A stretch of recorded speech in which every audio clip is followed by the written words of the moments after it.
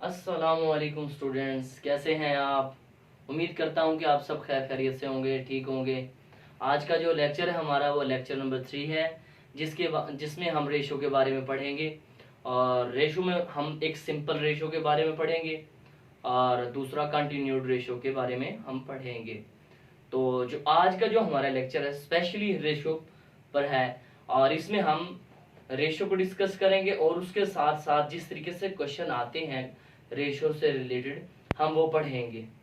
तो आज का जो हमारा टॉपिक है वो है रेशो। अच्छा, रेशो हमारे पास होता क्या है बेसिकली। रेशो में हमारे पास कंपैरिजन होता है बिटवीन टू डिफरेंट थिंग्स का। दो मुख्तलिफ चीजों का जब हम कंपैरिजन करते हैं तो उसको हम रेशो कहते हैं। फॉर एग्जाम्पल, अब आप एग्जाम्पल सोच रहे होंगे पता नहीं क्या एग्जाम्पल होगी। देख, आपके साथ एक 10 लोग खड़े हैं जिसमें से आपके पास 3 औरतें हैं और 7 मर्द हैं। ठीक है, आपसे कोई पूछे कि मैन टू वुमेन रेशो क्या है इसमें, तो आप कहोगे 7:3। मतलब 7 इसके अंदर मर्द हैं और 3 औरतें हैं। मतलब ये डिफरेंस बता रहा है दो में। दो चीजों के अंदर जब आप डिफरेंस बताते हो तो वो आपके पास रेशो होती है। किस तरीके से, फिर वो कहता है कि फाइंड आउट करके दिखाओ। तो फिर आप क्वेश्चन आपके पास इस तरीके से आता है, जैसे कि एग्जांपल पहले ये देखें आप। In a park the ratio of ducks to geese is 16:9। How many 300 birds are geese. यहां पर एक क्वेश्चन करता है कि एक पार्क में 16:9 हमारे पास डक्स टू गीज है। मतलब इसमें 16 हमारे पास जो सी है वो डक है और 9 गीज है। टोटल जो हमारे पास बर्ड है ना वो 300 है। एक पार्क में 300 बर्ड्स हैं, जिसकी रेशियो ये है कि हम 16:9 से वो टोटल 300 बर्ड्स हैं। और कंपैरिजन में मतलब ये है कि 9 गीज है तो उनके मुकाबले में हमारे पास 16 हमारे पास डक्स होंगी। तो कहना ये चाहता है यहाँ पर कि उन टोटल 300 बर्ड्स में से जो गीज की रेशियो है वो कितनी है हमारे पास। तो आपने यहां पर सिंपल करना ये है, सॉल्यूशन में जब आप जाएंगे आपके पास देखो रेशियो कितनी है टोटल 16:9। 16:9 आप इस टोटल को ऐड करो।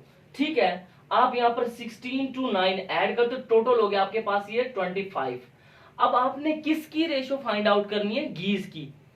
अब गीज की रेशियो किस रेशियो से, 9 से। आप टोटल को आप नीचे रखे, 9 से उसको डिवाइड करें और मल्टीप्लाई करें कि कितने टोटल बर्ड्स हैं उस पार्क में, वो है 300। 9/25 मल्टीप्लाई बाय 300। अब 25 को आप इससे आप कैंसिल करेंगे तो वो आपके पास 12 आएगा। 12 को 9 से आप मल्टीप्लाई करते हैं तो 108 गीज आ जाती है। मतलब ये है कि इस क्वेश्चन में मैंने वही एग्जांपल जैसे कि आपके मैन टू वुमेन वाली आपको बताई थी कि आपके पास 10 लोग खड़े हैं जिसमें से 7 मैन है और 3 वुमेन है। तो आपकी वहां पर जो रेशो बनी 7:3। तो इसी तरीके से हमारे रेशो के क्वेश्चन ये होते हैं। मतलब सिंपल, अभी मैं आपको बता रहा हूं सिंपल रेशो के बारे में। और अच्छा, इसी तरीके से ना हमारे पास क्वेश्चंस आते हैं, पास पेपर्स में आते हैं। और इसी लिहाज से ना आपके पास एमपीटी का जो होगा उसमें भी इसी तरीके से, क्योंकि वो लॉन्ग क्वेश्चन तो वो दे नहीं सकते क्योंकि इतना टाइम नहीं होता ना आपके पास आपके क्वेश्चन को पूरे को सॉल्व करें। तो वो शॉर्ट आपको क्वेश्चन देता है, जैसे कि वो कहता है कि सिंप्लीफाई कर दी रेशो 300 to 600। तो फिर मैंने कहा था कि रेशो को आप प्रोपोर्शन में भी लिख सकते हैं, सॉरी फ्रैक्शन में भी आप लिख सकते हैं उसको ना, 300/600। तो 2 0 से 2 0 आपने कैंसिल कर दी, 3/6 तो 1/2 इसकी आपके पास ये रेशो बनी। इसी तरीके से ये सेकंड क्वेश्चन भी है, ठीक है ना। और थर्ड क्वेश्चन में मोस्टली जो क्वेश्चन आते हैं ना शॉर्ट क्वेश्चंस जो एमसीक्यूज बेस है, बाकी टेस्ट में बाकी जितने भी टेस्ट होते हैं उसमें भी जिस तरीके से क्वेश्चन, वो ये मेथड होता है अक्सर ना, इस मेथड से वो रेशो के क्वेश्चन आपसे पूछते हैं। अच्छा, ये क्वेश्चन समझाने से पहले मैं आपको एक दो बातें बताता चलूं। रेशो में आपको यूनिट्स के बारे में आपने थोड़ा सा कॉशियस रहना है, इसके बारे में थोड़ा सा ना, कि किस तरीके से अगर आपको रेशो में, अगर आपको ग्राम में आपसे रेशो पूछी तो आपने उसे ग्राम में देना है। अगर आपसे किलोग्राम में पूछी है रेशो तो आपने उसे किलोग्राम में देना है। मतलब किस तरीके से, अगर यहाँ पर कहते हैं रेशो 3.5 किलोग्राम टू 280 ग्राम्स। अब ये है किलोग्राम, एक ये एक बड़ा यूनिट है और ग्राम एक छोटा यूनिट है। या तो फिर आप ऐसा करो, किलोग्राम को किलोग्राम में कन्वर्ट कर लो या फिर किलोग्राम को ग्राम में कन्वर्ट कर लो, ठीक है ना। आप यहाँ पर किलोग्राम को ग्राम में कन्वर्ट या ग्राम को किलोग्राम में कन्वर्ट करने के लिए क्या करते हैं, तो किलोग्राम को जब आप ग्राम में कन्वर्ट करते हैं तो 1000 से आप मल्टीप्लाई कर देते हैं, क्योंकि आप छोटी 2 स्मॉल यूनिट्स में उसको लेकर आते हैं। किलोग्राम को आप ग्राम में कर लो, जब आप ग्राम में करोगे 3.5 को जब आप 1000 से मल्टीप्लाई करोगे तो वो ग्राम में आ जाएगा, जैसे कि मैंने यहाँ पर मल्टीप्लाई किया हुआ है। अब देखो ये था 3.5। अब आपको ये पता होता है, ये आपने बेसिक मैथ में मतलब ये कि आपने 5, 6, 7 ये छोटी क्लासों में आपने पढ़ा हुआ होता है कि 3.5 जैसे कि लिखा है ना, इसका पॉइंट को जब आप कैंसिल करते हो तो इसके नीचे 1 आता है और उसके बाद जितने डिजिट्स होते हैं उतने 0 डालते हैं। तो पॉइंट के बाद 1 डिजिट तो हमने एक 0 डाला और इसी तरीके से हमने मल्टीप्लाई किया 1000 को, क्यों, किलोग्राम को जब हम ग्राम में कन्वर्ट करेंगे, ठीक है ना। किलोग्राम को जब हम ग्राम में कन्वर्ट करेंगे तो 1000 से हम मल्टीप्लाई करते हैं। जब इसी तो ये 10 इससे आपके पास कैंसिल होगी, 100 को हमने 35 से मल्टीप्लाई किया तो 3500 आ गया। तो अभी हमारे पास है 3500 ग्राम्स टू 280 ग्राम्स, हमने रेशो मालूम करनी है। तो मैंने आपको कहा था कि रेशो को आप फ्रैक्शन फॉर्म में भी लिख सकते हैं, 3500/280, ठीक है, मैंने ऐसे लिख दिया। उसके बाद ये 0 इस 0 से मैंने कैंसिल की और उसके बाद फिर मैंने इसकी क्रॉस मल्टीप्लिकेशन की और जो इसके अंदर से कैंसिलेशन जो होती है वो मैंने कर करा के 25/2 इसका आंसर निकाला है। ये हमारे पास थी सिंपल रेशो के क्वेश्चन थे। और इसके बाद जो मैं नेक्स्ट आपके साथ डिस्कस करने वाला हूँ वो कंटिन्यूड रेशो। अच्छा, अब हम पढ़ते हैं कंटिन्यूड रेशो में। कंटिन्यूड रेशो में हमारे पास 2 या 2 से ज्यादा वैल्यूज के दरमियान हम कंपैरिजन करते हैं। जैसे कि हमने पीछे सिंपल रेशो में सिर्फ 2 वैल्यूज के दरमियान हमने कंपैरिजन किया था, यहाँ पर अब हम जो करने लगे हैं 2 या 2 से ज्यादा। जैसा कि आपके पास क्वेश्चन आता है कि A/B/C फाइंड आउट करके दिखाएं। देखो 3 वैल्यूज है यहाँ पर, ठीक है ना।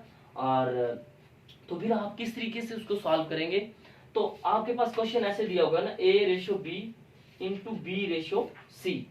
ठीक है ना, A/B/B/C।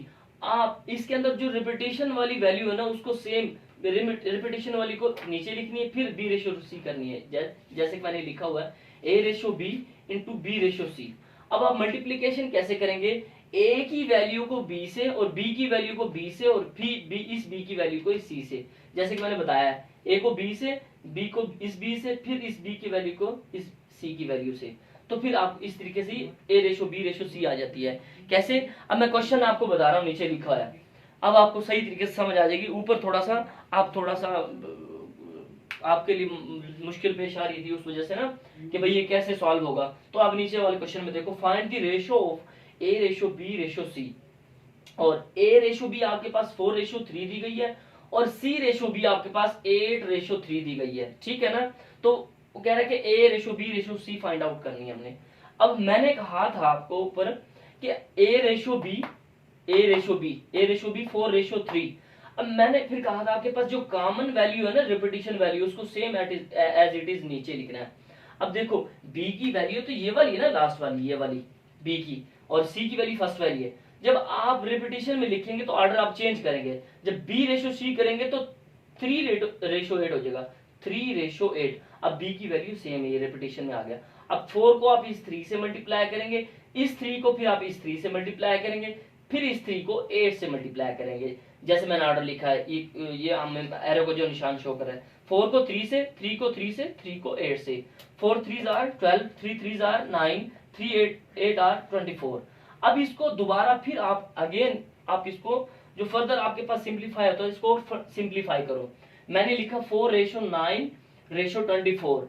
अब ये तीनों हमने एक नंबर पर, ये तीनों अगर डिवाइड होते हो तो आप इनको डिवाइड कर दे, वरना आपकी रेशो यही है। अब ये तीनों एक नंबर पे डिवाइड हो रहे हैं, 3 पे आप तीनों को डिवाइड करके देखो, 3 4s are 12, 3 3s are 9, 3 8s are 24। तो 4/3/8 ये आपके पास आ गई है A/B/C। ये कंटिन्यूड रेशो का मैंने का एक क्वेश्चन बताया। अब पास पेपर में कुछ क्वेश्चन आए हैं तो वो मैं अभी लिखने जा रहा हूं, और वो मैं आपको 4-5 क्वेश्चन है वो लिख के दिखाता हूं किस तरीके से वो सॉल्व हो रहे हैं आप उन्हें देख। अच्छा, तो अब हम कंटिन्यूड रेशो के कुछ क्वेश्चंस पढ़ते हैं।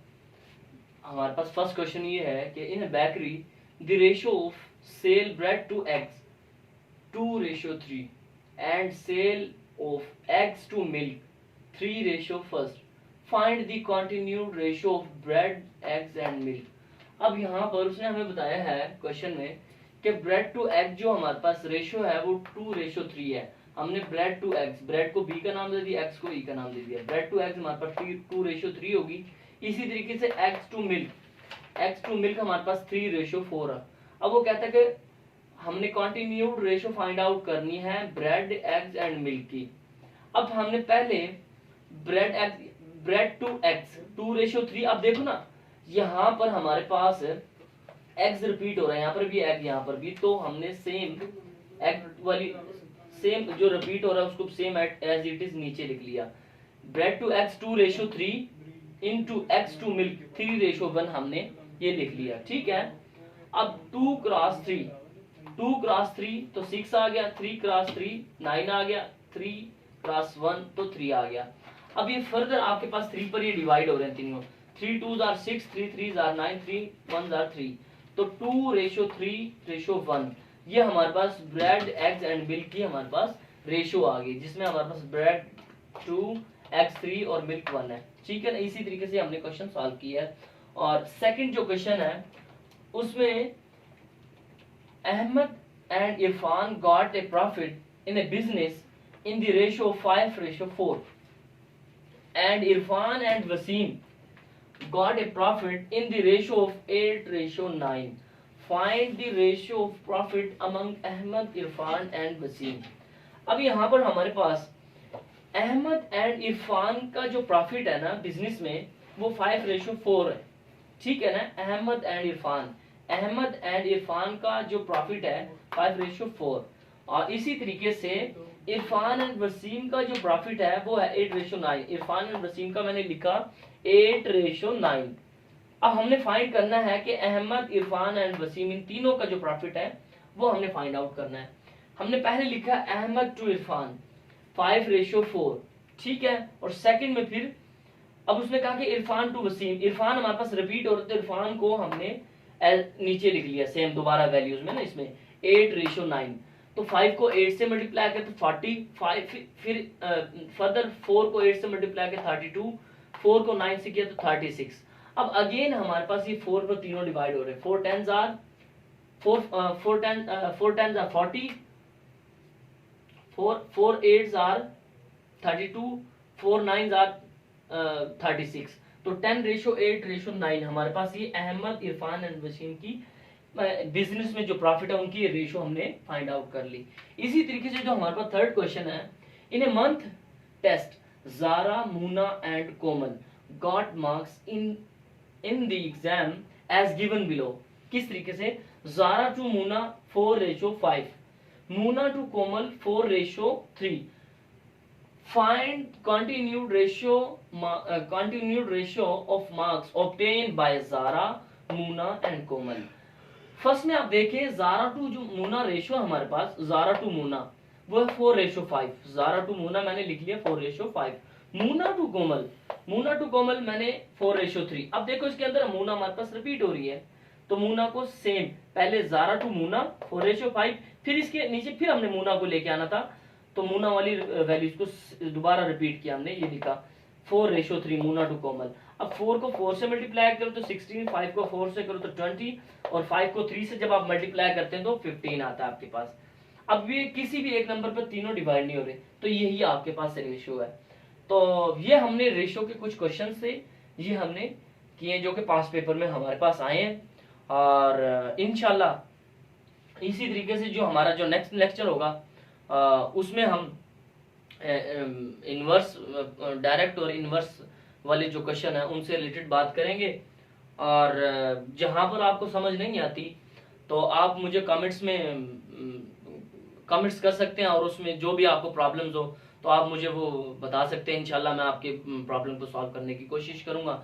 दुआओं में याद रखना। इंशाल्लाह मिलते हैं नेक्स्ट वीडियो में। अस्सलाम।